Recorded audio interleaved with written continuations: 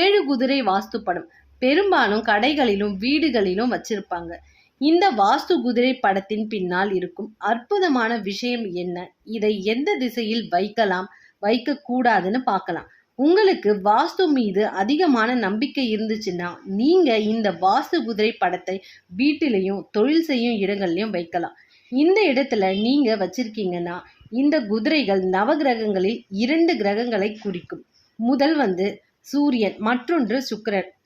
சூரியன் என்பது வேகத்தையும் சக்தியையும் தரக்கூடிய ஒரு கடவுளாக கருதப்படுகிறது.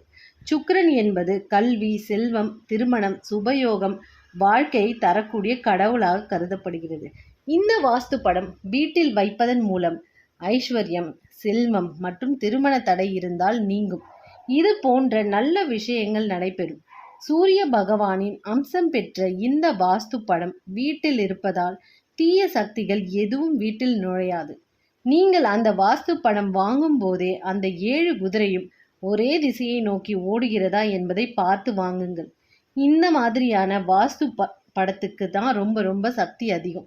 இந்த 7 குதிரைகளும் வெவ்வேறு திசையை நோக்கி இருந்ததுன்னா நேர்மறை ஆற்றல் வெவ்வேறு திசையை நோக்கி சிதற அடிக்கும். இதுக்கு தனியாக பூஜை பண்ணணும்னு அவசியம் இல்லை. சரியான திசையில் மாட்டினாலே போதும். 4 திசையில் எந்த திசையில் வேணால் மாட்டலாம். குறிப்பாக சூரியன் உதிக்கும் திசை கிழக்கு, அந்த திசையில் மாட்டினா ரொம்ப நல்லது. ஆனால் உங்கள் வீட்டுக்கு வெளியே போகிற மாதிரி வைக்கக்கூடாது. உங்கள் நிலவாசலை பார்க்குற மாதிரி இருக்கக்கூடாது. இந்த படத்தை நீங்கள் மாற்றீங்கன்னா அதுக்கு ஆப்போசிட்டில் ஒரு சுவர் இருக்கணும்.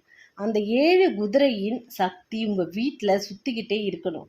போகிற மாதிரி வச்சிங்கன்னா உங்கள் வீட்டில் இருக்கிற தெய்வீக சக்தியையும் எடுத்துக்கிட்டு போகிற மாதிரி ஒரு அமைப்பு உண்டாகும்னு சொல்கிறாங்க.